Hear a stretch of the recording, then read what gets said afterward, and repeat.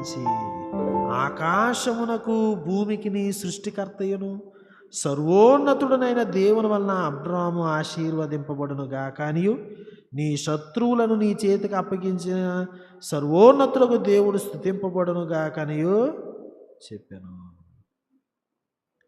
So మన యొక్క శోధన, మన యొక్క స్ట్రగుల్లో మన ఆశీర్వదించేటువంటి వ్యక్తులు, దేవుని గురించి మనకి బోధించేటువంటి వ్యక్తులు, దేవుని వైపుగా మన మైండ్ని త్రిప్పేటువంటి వ్యక్తులు, మన హృదయం లోపల జరుగుతున్నటువంటి బ్యాటిల్స్ని ఒక్కసారిగా దేవుని యొక్క దృక్కోణం వైపుగా ఆకర్షించేటువంటి వ్యక్తులను బట్టి నిజంగా దేవునికి మనం స్తోత్రం చెప్పాలి.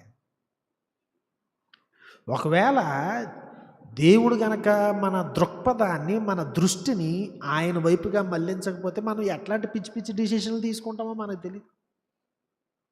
ఎట్లాగా మన సమయాన్ని, మన వనరులను వ్యర్థం చేసుకుని దెబ్బలు తింటామో మనకు తెలియదు. దేవుడు మెల్కీసెదకును పంపించాడు, రొట్టె ద్రాక్షరసాన్ని పంపించాడు, ఆశీర్వాదాన్ని పంపించాడు, టీచింగ్ పంపించాడు. దేవుని గూర్చినటువంటి జ్ఞానము చేత దేవుడు అబ్రహాముకి అంతకుముందు ఈ పదాలు తెలియవు. ఏదండి ఆయన సర్వోన్నతుడైనటువంటి దేవుడు, ఆకాశమునకు భూమికి సృష్టికర్త. ఈ రెండు చాలా ప్రాముఖ్యం. మోస్ట్ హై గాడ్ అంటాం, ఏల్ ఎల్యోన్ అన్నారు హీబ్రూలో. ఏల్ ఎలియోన్ అంటే ఇంకా ఆయనకంటే ఇంకెవరు లేరు. మోస్ట్ హై గాడ్ అంటే ఈడికంటే ఈడు హై, ఈడికంటే ఇంకోటి హై, ఆడికంటే ఇంకోటి హై. ఇంకా మోస్ట్ అంటే ఏంటంటే ఇంకా ఆయనకంటే పైన ఎవరో లేరు, ఇంకెవడైనా కిందే.